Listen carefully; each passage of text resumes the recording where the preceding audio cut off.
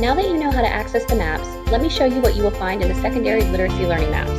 We'll start with the features at the beginning of the maps. The reading and English maps are both similar in design.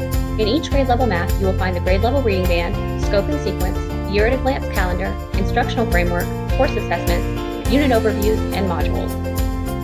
One of the key requirements of the Florida ELA standards is that all students must be able to comprehend texts of steadily increasing complexity as they progress through school.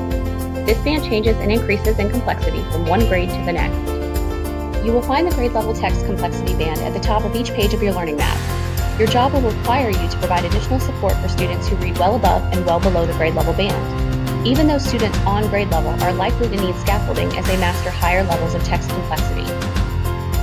The scope and sequence provides an overview for the entire course. You can clearly see the units of study along with the corresponding modules and the standards you will cover in each unit. The scope and sequence also outlines when you can expect to complete the required district and state assessments for your course. Each module has a focus standard that should drive your instruction. The mutually supportive standards help support and develop the focus standard. These standards spiral throughout the year and should be built into instruction and revisited often to ensure students are proficient with the standard, as well as the skills that go along with it.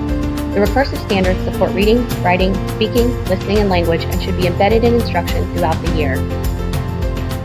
The Year at a Glance calendar provides you with the entire year view of your course. This way, you can see the pacing expectations for each of the units and plan accordingly for teacher workdays, holidays, early release days, and progress monitoring testing windows. Just below the Year at a Glance calendar, you will find a pacing chart in a weekly format so you can see how the focus standards correlate with each week within the unit. In your learning map, you will also find a course assessments page. This page contains all the required district and state assessments for your course. It also provides you with the purpose and frequency of each assessment, along with the assessment window.